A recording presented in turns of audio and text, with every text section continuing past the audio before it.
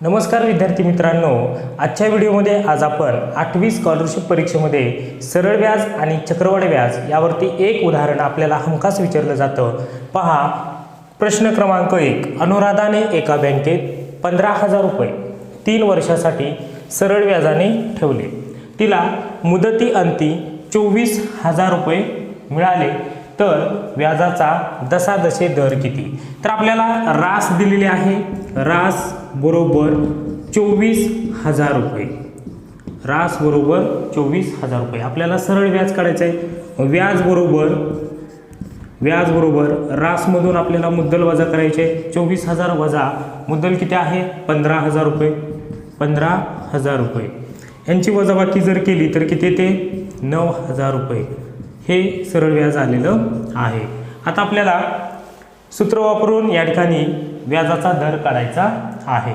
सूत्र काय आहे सरळ व्याजाचं? तर स बरोबर मुद्दल गुणिले दर गुणिले कालावधी आणि छेदामध्ये 100. आता सरळ व्याज या ठिकाणी काढलेलं आहे आपण 9,000 रुपये बरोबर मुद्दल किती आहे?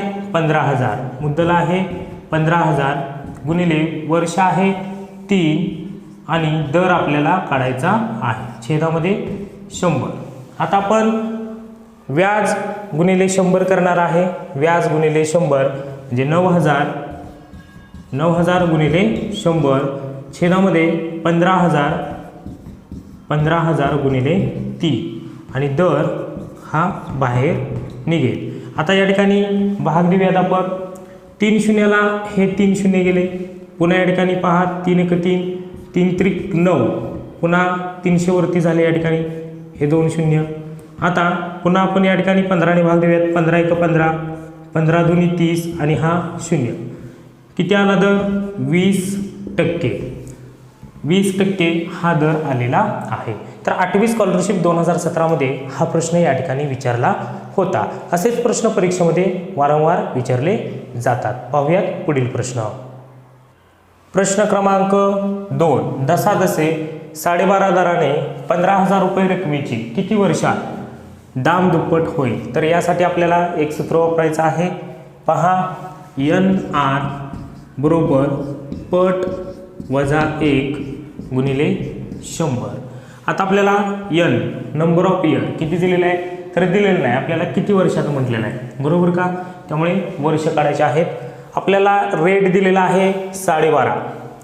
12.5 हे आपण असं लिहू शकतो N गुणिले 12.5 बरोबर पट. आपल्याला दाम दुप्पट म्हटलेलं आहे. दाम तिप्पट म्हटलं तर 3 पकडा. दाम चौपट म्हटलं तर 4 पकडा. यामध्ये आपल्याला दाम दुप्पट म्हटलं आहे, त्यामुळे या ठिकाणी 2 घ्यायचं. 2 वजा 1 गुणिले 100. आता 2 मधून 1 गेला, किती राहिला? 1 गुणिले 100 छेदामध्ये 12.5 येतील. गुणाकारात आहेत ते भागाकारामध्ये जाईल. मग नंबर ऑफ इयर म्हणजेच वर्ष किती आले त्यात आपण काढूयात. भाग द्यायचा आहे. एक घर सरकून डावीकडे पॉईंट आहे, त्यामुळे 1 0 वरती वाढवा. चला भाग देऊयात आपण या ठिकाणी. 25 5 1600 25 चौक 100 आणि हा 0. पुन्हा या ठिकाणी 5 ने भाग द्यायचा आहे. 5 1 5 45 40. किती आलं या ठिकाणी? 8 वर्षे. तर कालावधी आलेला आहे 8 वर्षे. पर्याय क्रमांक 3 या प्रश्नाचं उत्तर येईल. पाहूयात पुढील प्रश्न. प्रश्न क्रमांक 3. योगेशने एका बँकेत 32,000 रुपये सरळ व्याजाने 2 वर्षासाठी ठेवले. मुदत संपल्यानंतर त्याला 38,400 रुपये परत मिळाले, तर व्याजाचा दर किती? पहा, प्रश्न क्रमांक 1 हा 2017 मध्ये विचारलेला अगदी तसाच प्रश्न हा सुद्धा विचारलेला आहे, जो 2020 मध्ये विचारलेला होता. आता आपल्याला हा प्रश्न सोडवायचा आहे. रास किती दिलेले आहे? तर रास बरोबर 38,400 रुपये. आपल्याला व्याज काढायचं आहे. व्याज काढायचं सूत्र आहे रास वजा मुद्दल. रास किती आहे? तर रास आहे 38,400 वजा त्यामधून 32,000 रुपये करूयात, म्हणजे उरलं काय? 6,400. आता व्याज गुणिले आपण काय करतो? व्याज गुणिले 100 आणि छेदामध्ये मुद्दल किती आहे? 32,000 रुपये गुणिले वर्ष किती आहे? 2. भाग देऊयात. 3 शून्याला हे 3 शून्य गेले. 32 1 32 32 2 64 आणि हा 0 बेकवे बेंधाय 20 किती टक्के? 10% या ठिकाणी व्याज आलेलं आहे.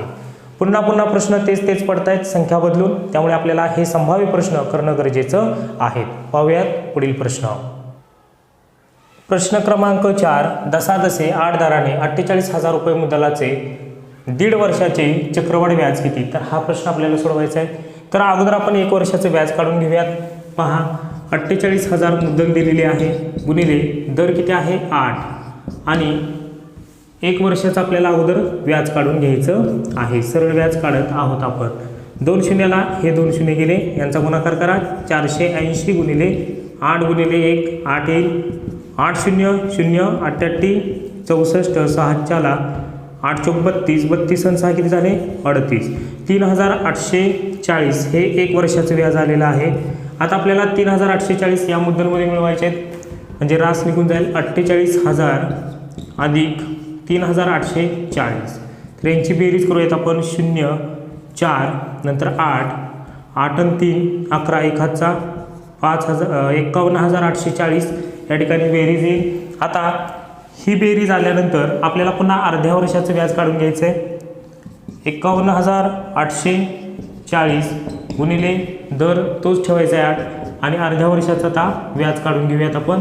छेदामध्ये 100 बेकवे बेचोक 8 1 शून्याला हा शून्य गेला, तर 5,184 गुणिले 4 छेदामध्ये काय 10 गुणाकार करून घेऊयात आपण. 4 चौक 16 1 हातचा 4 8 32 आणि 1 33 3 हातचे आले. पुन्हा या ठिकाणी 4 1 4 आणि 3 7 आणि 4 पंचे 20 छेदामध्ये किती आहे 10. तर एक घर सरकून पॉईंट येईल या ठिकाणी, म्हणजे 2,073.6 हे अर्ध्या वर्षाचं व्याज आलेलं आहे. ते पुन्हा पहिल्या वर्षाच्या व्याजमध्ये मिळवायचं, म्हणजे आपल्याला या ठिकाणी चक्रवाढ व्याज मिळून जाईल.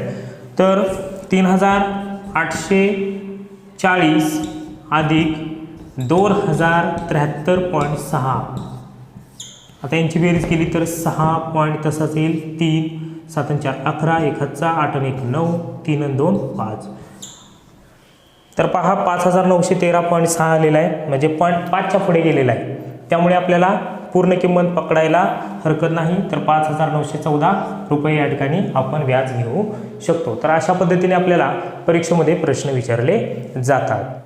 प्रश्न क्रमांक 5. बलबीर सिंगने एक यंत्र 2 वर्षापूर्वी 62,500 रुपयांना खरेदी केले. यंत्राची किंमत दरवर्षी 8% कमी होत असेल तर त्या यंत्राची किंमत किती असेल आज? बरोबर. तर हा प्रश्न आपल्याला सोडवायचा आहे. तर आपल्याला काय करायचं आहे, सूत्र लिहून घ्यायचं आहे. तर ए बरोबर पी कंसात 1 वजा आर छेदामध्ये 100 आणि कंसाचा n भागात. आता आपण वजा काय घेतलं तर 2 वर्षापूर्वी म्हटले, त्यामुळे वजा चिन्ह घेतलेलं आहे. बरोबर. आणि अमाऊंट बरोबर पेमेंट घेतलेलं आहे आपण या ठिकाणी. बरोबर का? त्यामुळे आपल्याला अगोदर रास काढावी लागेल आणि रास काढलेलीच किंमत या ठिकाणी काय असणार आहे, तर त्या यंत्राची किंमत असणार आहे. म्हणजे ए बरोबर पी किती आहे या ठिकाणी 62,500 कंसात 1 वजा रेट किती आहे 8 छेदामध्ये 100 किती वर्ष आहेत 2.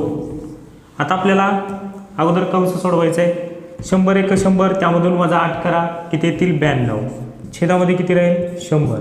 असं किती वेळा करणार 2 वेळा 92 छेदामध्ये 100 आणि इकडे गुणिले 62,500 बरोबर रास बरोबर 62,500 गुणिले 92 छेदामध्ये 100 गुणिले 92 छेदामध्ये 100. आता आपल्याला या 2 शून्याला हे 2 शून्य आपण घालवू शकतो. उरलं काय आपल्याकडे 625 गुणिले 92 गुणिले 92 आणि छेदामध्ये 100. आता भाग देऊयात आपण 25ने. 25 चोक 100 पुन्हा या ठिकाणी 25 दुनी 50 12 उरतील 25 पाचा 125. आता या ठिकाणी 4ने वरती भाग जायला येते 4 1 4 4 दुनी 8 पुन्हा या ठिकाणी किती उरले 1 4 त्रिक 12. आता या ठिकाणी आपल्याला गुणाकार करून घ्यायचं आहे.